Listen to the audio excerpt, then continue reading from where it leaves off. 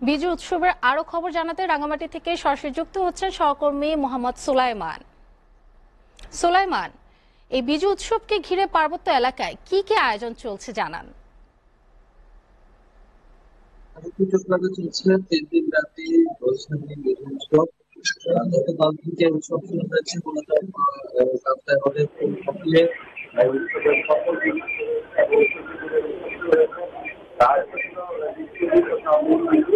আজকের যে মূল আয়োজন হচ্ছে অতিথি আপ্যায়ন। এখানে আজকের বিভিন্ন মূল যে অতিথি আপ্যায়ন করে খাবার তৈরি করা হয়েছে, তাদের যে পাজন তৈরি করা হয় সেটা অনেকগুলো